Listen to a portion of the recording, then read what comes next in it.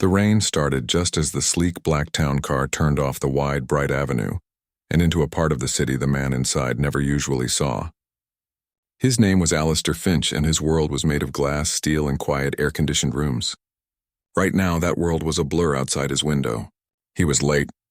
Being late in his line of work was like bleeding in shark-infested waters. It showed weakness. So when his driver, a quiet man who knew the city's shortcuts, suggested a faster route through the older neighborhoods, Alistair had simply grunted in agreement, his eyes glued to the financial reports on his tablet. The light inside the car was soft and warm, a perfect bubble against the gray evening. Outside, the world was a different story. The rain came down in steady sheets, making the colorful graffiti on the brick walls run like wet paint. People hurried along the sidewalks, their coats pulled tight, their heads down against the weather. Alistair didn't really see them as individuals. They were just part of the city's landscape, a moving picture he was passing through. A few blocks over, in a small, warm apartment that smelled of ginger and garlic, a little girl was given an important job. Her name was Chloe. She was 8 years old, with bright eyes and hair tied back in two tight puffs. Her grandmother, who was feeling a deep ache in her bones that day, handed her a small cloth bag and some folded-up money. "Just a few things, my love," her grandmother said, her voice soft but tired. "Some ginger for the tea and a lemon, and be quick as a rabbit. This rain is coming down serious now." Chloe nodded, feeling very grown up. She tucked the money safely into the pocket of her worn-out jeans and pulled on a thin jacket that wasn't much good against the rain. She gave her grandmother a quick hug, feeling the familiar, comforting softness of her, and then she was out the door, skipping down the stairwell of their building. The air outside was cool and wet, a shock after the warmth of the apartment. Chloe clutched the grocery bag and looked both ways before crossing the street. It was something her grandmother had taught her, but the rain was coming down harder now, and she could see the bright lights of the small grocery store on the other side. A bus had just pulled up, blocking her view of the crosswalk further down. She just wanted to get the ginger and get back home to her grandmother. She decided to run for it. At that exact moment, Alistair's town car was making a slow turn onto the very same street. The driver was focused, his hands steady on the wheel, but the rain was making the asphalt slick and the windows blurry. The wipers swished back and forth like a frantic metronome. Alistair finally looked up from his tablet, a flicker of impatience crossing his face. "How much longer, do you think?" he asked, his voice calm but with an edge to it. "Not long, sir. Just a few more," the driver began, and then it happened. A small, dark shape darted out from in front of the parked bus. It was Chloe, her head down against the rain, her little legs pumping. Her worn-out sneaker, with a sole that was almost smooth, hit a wet patch of painted road and slid out from under her. She didn't fall gracefully. She stumbled, her arms flailing, directly into the path of the turning car. There was a thud. It wasn't a loud crashing sound from the movies.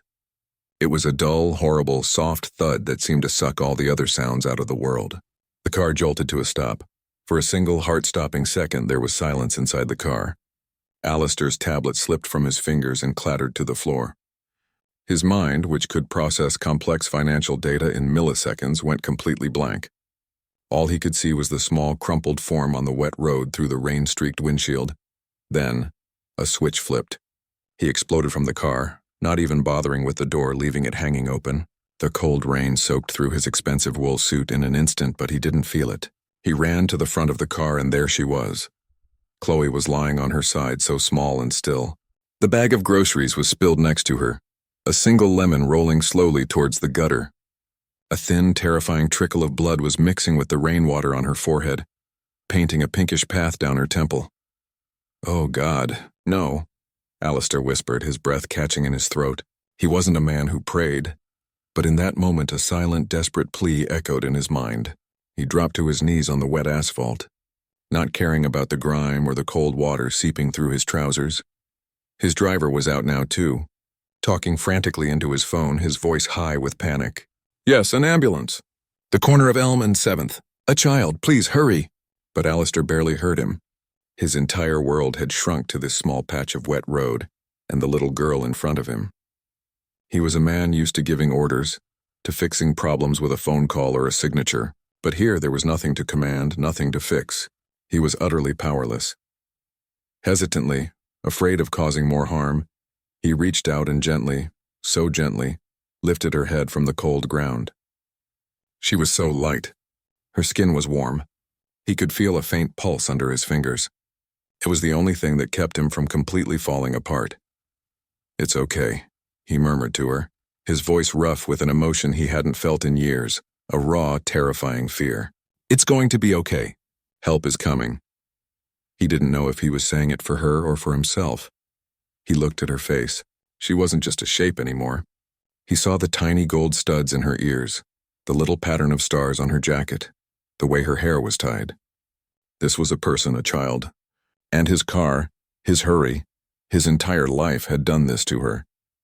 People had started to gather on the sidewalk, holding newspapers or bags over their heads against the rain. They were watching, their faces a mix of shock and worry. Someone had brought out an umbrella, but they stood at a distance, unsure. The rain poured down on them, on the billionaire kneeling in the street and the little girl he cradled in his arms. It washed over the expensive car with its open door and the spilled groceries from a small apartment. In that moment, under the gray, indifferent sky, all the money in the world meant nothing. The only thing that mattered was the fragile, precious life in his hands, and the desperate hope that he hadn't arrived too late for everything that truly mattered. The wail of an ambulance siren began as a faint sound in the distance, growing louder, promising help, promising a chance. But for Alistair Finch, it was the sound of his old life being torn in two. The ambulance ride was a blur of loud noises and frantic movement. The paramedics, with their calm, professional hands, had taken the little girl from him and worked quickly. Alistair could only sit on the small bench, staring at his own hands. They were shaking. He looked down and saw a small, rusty smudge of blood on the cuff of his white shirt. The sight of it made his stomach turn. He followed the ambulance to the hospital in his town car, which now felt like a cage. The silence inside was heavy and awful. His driver didn't speak. The only sound was the swish of the wipers and the pounding of his own heart. When they arrived, he rushed through the automatic doors into the bright, sterile light of the emergency room. The next few hours were a strange kind of torture. He was a man of action, used to making things happen. Here he could do nothing but wait. He gave what information he could to the front desk. There was an accident. "My car? A little girl." The words felt clumsy and inadequate. He didn't know her name. He didn't know anything about her. He called his assistant and told her to clear his schedule indefinitely, his voice sounding hollow and strange to his own ears. Then he found a hard plastic chair in the corner of the waiting room and sat. He watched families come and go, heard snippets of worried conversations, saw the tired eyes of the nurses. This was a world far removed from his own, a world of raw feeling and vulnerability. He felt like an imposter in his expensive, rain-ruined suit. Eventually, a doctor in blue scrubs came out, her face serious but not grim. "Are you the one who came in with the little girl?" she asked. Alistair stood up quickly. "Yes, how is she?" "She's stable," the doctor said, and Alistair felt a wave of relief so powerful his knees went weak. "She has a concussion, some bruising, and a minor fracture in her wrist. But the main concern is the head injury. She took a significant knock." "Can I see her?" he asked, the question bursting out of him. The doctor studied him for a moment. "Are you family?" Alistair's mouth opened, but no sound came out. He wasn't her father. He was the reason she was here. He was the problem. I was there," he finally managed, his voice low. "I need to know she's all right." The doctor seemed to understand the unspoken guilt in his eyes. She nodded. "For a moment. She's sleeping. But we need to find her actual family." The hospital room was quiet, lit only by a soft light above the bed. The little girl looked even smaller, surrounded by all the white sheets and beeping machines. A white bandage was wrapped around her head and her small arm was in a cast. She was so still. Alistair pulled a chair close to the bed and sat down, his shoulders slumped. He just watched her breathe in and out, a steady rhythm that became the most important sound in the world. He must have dozed off, because the next thing he knew, a soft sound jolted him awake. He opened his eyes. Her eyes were open too. They were big and brown and they were looking right at him. She looked confused, her brow furrowed slightly. Alistair's heart hammered against his ribs. He leaned forward slightly. "Hey there," he whispered, his voice rough from lack of sleep. "You're okay. You're in the hospital. You're safe." She blinked slowly, her gaze never leaving his face. The confusion in her eyes seemed to clear for a moment, replaced by something else, something that looked like recognition. Her lips, dry and chapped, parted. Her voice was a tiny hoarse whisper, but in the silent room it was as loud as a thunderclap. "Daddy?" The word hung in the air between them. It was so simple, so innocent, and it shattered Alistair completely. He felt like he'd been punched in the chest. He couldn't breathe. "No, sweetheart, He started, but he didn't know how to finish. "I'm the man whose car hit you." He couldn't say that. Just then, a nurse came in to check the machines. She saw the girl was awake and smiled. "Well, hello, sleepyhead. Good to see those eyes." The little girl's eyes flickered towards the nurse for a second, then returned to Alistair, full of a quiet, certain trust. She seemed sure of who he was. The nurse noticed the interaction and gave Alistair a curious look. He stood up, feeling unsteady, and followed her out into the hallway. "The doctor needs to speak with you," the nurse said gently. A few minutes later, he was in a small office with the same doctor from before. She had a file in her hands. "We've been able to identify her," the doctor began. "Her name is Chloe. Her grandmother is her legal guardian. We've sent a police car to their home to notify her." Alistair nodded, absorbing the name. "Chloe. About what she said," Alistair began, his voice tight. "She called me. She thinks I'm her father." The doctor nodded, her expression becoming more serious. "We were expecting something like this. The impact caused a traumatic brain injury. It's not uncommon for it to result in a type of amnesia, especially for recent events, but in children it can sometimes get mixed up. They can create false memories to fill the gaps. It's called confabulation." Alistair stared at her. "What does that mean?" "It means her mind is trying to protect itself," the doctor explained. She woke up, she was scared, and she saw a man who was clearly very worried about her, who stayed by her side. In her confused state, her mind latched onto you as a safe, familiar figure. Her father. "So we tell her the truth," Alistair said, though the idea of it filled him with a strange dread. "That's the tricky part," the doctor said, leaning forward. "If we push the truth on her right now, while her brain is so fragile, it could cause more trauma. It could slow her healing, or worse. For now, the safest path for her mental recovery is to not contradict her. We need to let her brain heal first." Alistair felt the world tilt. "You're saying I have to pretend? I have to let her believe I'm her father?" "It's not about pretending," the doctor corrected softly. "It's about providing stability. You are a point of safety for her right now. Your presence is calming her nervous system. For now, that's what she needs most." He walked back to Chloe's room in a daze. He stood outside the door, looking through the small window. She was awake, looking small and lost in the big bed. She saw him, and a tiny, tentative smile touched her lips. He felt the weight of the decision crushing him. He was a stranger, the cause of all this pain. And now he was being asked to play the most important role in her life. It felt like a cruel joke. But then he remembered the thud of the car. He remembered the feel of her small, warm head in his hand on the rainy street. He had caused this. This was his responsibility. He took a deep, shaky breath and pushed the door open. He walked back to the chair beside her bed and sat down. He forced a smile onto his face, a smile that felt stiff and unnatural. "Hey," he said, his voice softer now. "How are you feeling?" Her smile grew a little wider, more sure. "My head hurts, Daddy." The word, said so easily a second time, sent another jolt through him. But this time he didn't correct her. He reached out hesitantly and placed his hand over her small, uninjured one. "I know, sweetheart," he said, the unfamiliar term of endearment feeling strange on his tongue. "But the doctors are making it better. I'm right here." And as he sat there, holding the hand of the little girl who believed he was her father, Alistair Finch knew his life would never, ever be the same again. The world outside the hospital window was a distant picture, a moving scene of cars and people that had nothing to do with them. Inside the room, a new and strange reality was taking shape. The little girl, Chloe, was now sitting up in bed, sipping apple juice through a bendy straw. Her eyes, clear and trusting, followed the man she called Daddy. Alistair felt like he was acting in a play for which he hadn't learned the lines. Every time she said Daddy, a little shock went through him.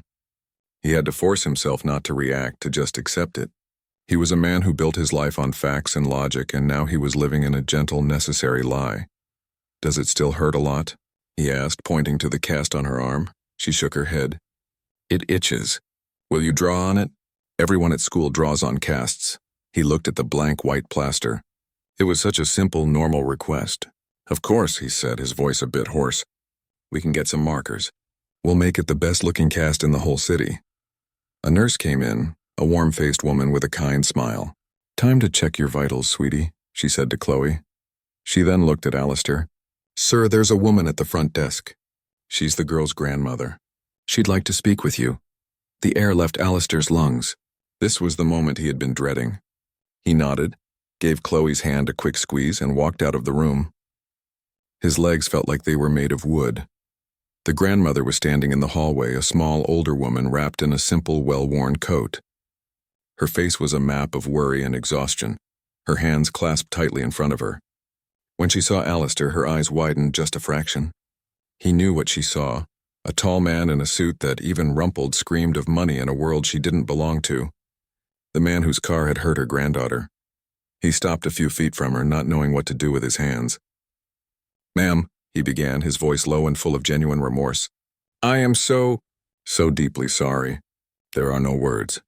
She studied his face, her gaze sharp and searching. She wasn't looking at his suit. She was looking into his eyes. She was looking for the truth. The doctors told me what happened, she said, her voice quiet but steady. They told me about the memory. Alistair nodded, the weight of it all pressing down on him. She believes I'm her father. The doctors said it's best for her healing if we don't correct her right now. They say it could hurt her more. The grandmother was silent for a long time. She looked past him, towards the closed door of her granddaughter's room. He could see the struggle on her face, the fear, the protectiveness, the need to do what was best for the child. Can I see her? She finally asked. Of course, Alistair said quickly. Of course you can. He led her into the room. Chloe's face lit up. Grandma! The older woman's stern expression melted away. She hurried to the bedside, gathering Chloe into a careful, gentle hug, avoiding the bandages and the cast. My baby, she whispered, her voice thick with emotion. My brave, brave girl. When she pulled back, Chloe was still holding onto her hand. Grandma, look! Daddy is here. The grandmother's eyes flicked up to meet Alistair's. The word hung in the air, heavy and uncomfortable. He saw the pain in her eyes, the sting of being replaced, even if it was just in a confused little mind.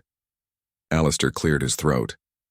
I was just going to give you two some time, he said softly. I'll be right outside. He escaped into the hallway, leaning against the cool wall and closing his eyes. He felt like an intruder. A few minutes later, the grandmother came out. She looked tired, but some of the sharpness had left her face. She asked where you went, she said quietly. She was worried you had left. What did you tell her? Alistair asked. I told her you were just outside, she said. She looked down at her worn-out shoes, then back up at him. The doctors, they explained it to me, too. They say her mind is fragile. They say your presence is a comfort to her right now. She took a deep, shaky breath. I don't like this. It feels wrong. But I will do anything to help my granddaughter get better. If this is what she needs to heal, then for now we do this. It was a reluctant, painful truce. Alistair felt a surge of gratitude so strong it surprised him. Thank you, he whispered. I will do everything I can to help. All the medical bills, everything she needs. It's all taken care of. You have my word. She nodded slowly, not thanking him for the money, but accepting it as a small piece of the responsibility he had to bear. A few days later, the doctors said Chloe was well enough to leave. Alistair's driver brought the town car around, but this time it felt different. Alistair helped Chloe, moving slowly and carefully into the back seat. Her grandmother got in on the other side. The drive to Alistair's building was quiet. Chloe stared out the window, her eyes wide as they left her neighborhood behind and entered a world of shining glass towers. The elevator opened directly into his penthouse. It was a vast open space, all cool gray tones, floor-to-ceiling windows, and modern art. It was beautiful, but it wasn't a home. It was more like a very expensive, very empty museum. Chloe took a few steps inside, her small sneakers silent on the polished stone floor. She looked around, her head tilted. Daddy, she asked, her voice small in the huge room. Where is all the stuff? Alistair looked around confused. What stuff? You know, she said, gesturing with her good arm. Pictures. And the big chair Grandma sits in. And the smell of food. Her grandmother gave a small, sad smile from the doorway. It's very clean, Alistair. That first evening was a lesson in a world he knew nothing about. He had a chef who prepared meals, but Chloe didn't want the fancy food. She wanted simple soup and crackers. He had a housekeeper who kept everything spotless, but Chloe left a trail of apple juice drops and crayon wrappers. He had a state-of-the-art sound system, but she wanted him to read a story out loud from a book they had bought at the hospital gift shop. He sat beside her on the giant, uncomfortable modern sofa, reading a story about a talking train. His voice, usually used for commanding boardrooms, stumbled over the silly, rhyming words. But Chloe listened, mesmerized, her head eventually drooping onto his arm. He looked down at her, asleep and trusting, her small body leaning against him for warmth and safety. In this cold, perfect apartment, she was the only thing that was real. He was playing a part, but the feeling of her trust, the weight of her head on his arm, that wasn't a lie. He had spent his whole life building walls, and this little girl in her confusion had walked right through them without even trying. He was terrified of what would happen when her memory returned, but for tonight he would just be still and make sure she felt safe. The days began to form a new kind of rhythm in the quiet penthouse. The giant empty space started to feel a little less like a museum and a little more like a place where a child lived. A bright yellow blanket was always draped over the back of the expensive gray sofa. A box of crayons and a coloring book sat open on the glass coffee table. The silence was often broken by the sound of a cartoon from the television, a sound that Alistair had never heard in his own home before. He was trying. He really was. He hired a private nurse, a calm and gentle woman who knew how to care for children, but it was the small, everyday things that fell to him. He was the one Chloe called for in the night when she had a bad dream. He was the one who had to figure out how to help her wash her hair without getting the cast on her arm wet. One afternoon, she was looking at the large, abstract painting on his wall. It was a swirl of dark colors and sharp lines, and it had cost more than some people's houses. That one's scary, Chloe said, pointing with her good hand. Alistair looked at the painting. He had always been told it was powerful, a statement on modern anxiety. He had never thought of it as scary before. You think so? She nodded. It looks like a monster. I like the one in my room better. The one in her room was a simple drawing she had made of a smiling sun, which he had taped to the wall next to her bed. It was the only thing he had ever put on his walls. He started to see his world through her eyes. His schedule, once packed with meetings that decided the fates of companies, was now interrupted by important questions like whether penguins could fly or what clouds were made of.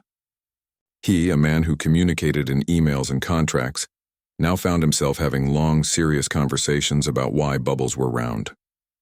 Her grandmother visited every day. The first few times were stiff and awkward. She would sit in a chair watching Alistair interact with Chloe, her face a mixture of sadness and reluctant approval. She saw the way he carefully cut up her food, the way his voice softened when he spoke to her. It didn't make the situation right, but it made it a little easier to bear. One evening, the grandmother was helping Chloe get ready for bed when the little girl started humming a tune. It was a simple, catchy song, something you might hear on a children's show. Alistair, who was passing by the door, smiled. "That's a nice song," he said. Chloe stopped humming and looked at him, her head tilted. "Grandma sings it to me. You know, the one about the little duck." He didn't know. He stood there frozen. He had no memory of a song about a little duck. It was a piece of her real life, a piece that belonged to her and her grandmother, and he was on the outside of it. A shadow of confusion passed over Chloe's face. "You remember, Daddy?" she said, but it sounded more like a question. "Of course," he said quickly, his heart pounding.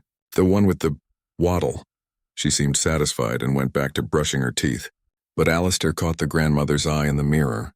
She gave him a small, knowing look. The cracks were starting to show. The biggest crack appeared a week later. The nurse suggested a short walk in the nearby park to get some fresh air. It was a beautiful sunny day. Alistair held Chloe's good hand as they walked slowly along the path. Her grandmother walked a few steps behind them, giving them space. For a little while, it almost felt normal. Chloe pointed at squirrels and laughed at the dogs playing fetch. Alistair felt a strange, warm feeling in his chest. It was a feeling he hadn't felt in years, a feeling of simple, uncomplicated connection. Then, a voice called out from across the park. "Chloe, Chloe, is that you?"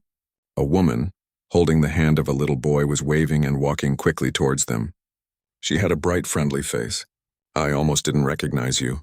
"We've missed you at the playground." Chloe stopped walking. She stared at the woman, her expression blank. Then a flicker of something, recognition, confusion, fear crossed her face. The woman reached them, still smiling. "Hi, sweetie. How's your arm? We heard about your accident." She then looked at Alistair and the grandmother, her smile becoming polite and curious. "Hello, I'm Ms. Anna. Our son is in Chloe's class." Alistair's mouth went dry. This was it, a real person from her real life. Chloe looked from Ms. Anna's familiar face to Alistair's unfamiliar one. Her small hand tightened in his. "Daddy?" she whispered, her voice trembling. Ms. Anna's smile faltered. She looked at Alistair with sudden, dawning confusion. "Oh, I'm sorry, I thought—" The grandmother stepped forward quickly. "It's nice to see you, Anna," she said, her voice calm but firm. "Chloe is still recovering. We should get her home, but the damage was done." The encounter was like a rock thrown into the still pond of their make-believe world. On the car ride home, Chloe was silent. She stared out the window, not saying a word. That night, the nightmare was worse than ever before. Alistair heard her crying out and rushed into her room. She was sitting up in bed, tears streaming down her face. "My head is full of broken pictures," she sobbed, clutching her temples. "I see our kitchen, and then I see the big windows. I see my old bed, and then I see this room. I see Grandma's face, and then I see yours. It's all mixed up, and it hurts." Alistair sat on the edge of the bed and pulled her into his arms. She was shaking. He held her tight, rocking her gently back and forth. He didn't know what to say. He couldn't tell her it was okay. It wasn't okay. Her mind was at war with itself, and he was the cause of it. He looked over her head and saw her grandmother standing in the doorway, her hand over her mouth, her eyes full of tears. The gentle lie they had been living was starting to crumble, and the truth was pushing its way through, causing nothing but pain. Alistair knew, right then and there, that he couldn't do this anymore. The doctor's advice had been for a different time, for a quieter healing. This was different. The confusion was now more dangerous than the truth. He had to find a way to tell her. He had to find the words to explain the impossible, to break both their hearts so that hers could finally start to mend the right way. The morning after the nightmare was quiet. The usual sounds of cartoons or crayons scratching on paper were gone. Chloe sat at the big kitchen island, pushing her cereal around in the bowl with a spoon. She looked tired, her small shoulders slumped. The light had gone out of her eyes, replaced by a confused fog. Alistair watched her from across the room, his own heart feeling heavy as a stone. He knew what he had to do. The gentle lie was now causing more harm than good. It was time. He had spoken with her grandmother earlier. She had agreed, her face etched with worry. "The truth is a hard medicine," she had said, "but sometimes it's the only one that works." He waited until later that afternoon. The sun was streaming into the living room, making the whole space feel warm and safe. It felt like the right kind of light for a difficult conversation. He sat down on the big sofa next to Chloe. She was looking at a picture book, but he could tell she wasn't really seeing the pages. "Hey," he said softly, "can we talk for a minute?" She looked up at him, her big brown eyes so full of a trust he knew he was about to break. She nodded. He took a deep breath. He didn't know where to start, so he started with a story. "Once upon a time," he began, "there was a very lonely man." She looked interested. She liked stories. This man lived in a very big, very quiet house. He spent all his time working. He had forgotten what it was like to laugh or to play. He was so busy he was always in a hurry. He paused, choosing his words carefully. One day it was raining very hard. The man was in a car rushing to a meeting. And on that same rainy day there was a very brave, wonderful little girl. She was on an important mission to get groceries for her grandma. He saw a flicker of recognition in her eyes. She was listening intently. "The man's car," he continued, his voice gentle, "and the brave little girl. They met on the street in the rain. It was a terrible accident. The little girl got hurt." He reached out and gently touched the cast on her arm. "She got this. Chloe looked down at her cast, then back at him. The man, Alistair said, his voice thick with emotion. He was so sorry. He was so worried about the little girl that he rode with her to the hospital. He stayed by her bed all night long, hoping she would be okay. He looked right into her eyes, and when she woke up, she was a little mixed up.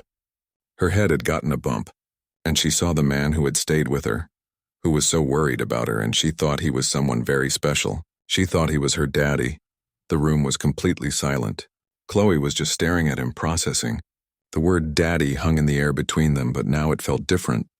"I'm that man," Alistair whispered. "My name is Alistair. I'm not your daddy, but from the moment I saw you, I cared about you more than I've ever cared about anyone. Your real family is your grandma, who loves you more than anything in the whole world." He pulled out his phone. He had asked her grandmother for photos. He showed her a picture of her grandma laughing, a picture of her old bedroom with the flowered wallpaper, a picture of her with her friends from school. He watched as her face changed. It wasn't a sudden dramatic shift. It was a slow dawning. The broken pictures in her head were finally clicking into place. The confusion in her eyes began to clear, like the sun breaking through clouds. She didn't cry. She just looked from the photos on the phone to his face and then to her grandmother, who had come to sit quietly in a chair nearby, tears streaming silently down her cheeks. "You're the man from the car?" Chloe asked, her voice very small. "Yes," he said, his own eyes stinging, "and I am so sorry." She was quiet for a long time. Then she did something he didn't expect. She didn't pull away. She just leaned forward and put her head against his arm the way she always did. "Okay," she whispered. That single word held a universe of meaning. It wasn't happy or sad. It was just acceptance. The next few days were a time of gentle rebuilding. Chloe went home to her grandmother's warm, cluttered apartment. The familiar smells and sounds were the best medicine she could have. Alistair didn't disappear. He visited every day. At first, the visits were short. He would bring groceries or a new book. He was no longer daddy. He was just Alistair. He learned to sit in her grandmother's big, comfortable chair. He learned to eat food that was spicier and had more flavor than anything he'd ever tasted. He stopped wearing his suits to their apartment, wearing simple shirts and trousers instead. One Saturday, he came over and found Chloe and her grandmother in the kitchen, surrounded by bowls and bags of flour. "We're making gumbo," her grandmother announced, "and you're going to help." Alistair, who had never cooked anything more complex than toast, looked panicked. But Chloe giggled. "You have to chop the vegetables, Alistair." He stood at the small counter, clumsily chopping onions and bell peppers while her grandmother guided him and Chloe stirred the pot. The kitchen was warm and steamy, full of laughter and the amazing smell of cooking. For the first time in his adult life, Alistair Finch felt like he was part of a family. He didn't just help in their home. He used his money and his influence, but in a new way. He helped fix up the community center in their neighborhood where the kids played. He didn't just write a check. He showed up, talking to the people, asking what they needed. Weeks turned into months. Chloe's cast came off. Her memories settled and the nightmares stopped. The accident became a sad thing that had happened, not a monster that haunted her. One evening, he was reading her a bedtime story in her own room with the flowered wallpaper. When he finished, he tucked the blankets around her. "Good night, Chloe," he said softly. She looked up at him, her eyes clear and bright. "Good night, Alistair." He smiled and turned to go. Just as he reached the door, her small voice stopped him. "Alistair?" He turned back. "Yes?" She gave him a sleepy smile. "You're not my daddy, but you're my very special friend." Alistair stood in the doorway, his heart so full he thought it might burst. He had lost the title he never deserved, but he had gained something real and precious. He had earned a place in her life. He walked out into the living room where her grandmother was sitting. She handed him a cup of tea. "You're a good man, Alistair," she said quietly. He shook his head. "I'm just trying to be." The accident had shattered two separate lives, but from the broken pieces they had built something new. It wasn't a perfect traditional family. It was a mosaic, made up of a lonely billionaire, a strong grandmother, and a brave little girl. They were bound together not by blood, but by a terrible mistake, by forgiveness, and by a love that was chosen day by day. And for all of them, that was more than enough.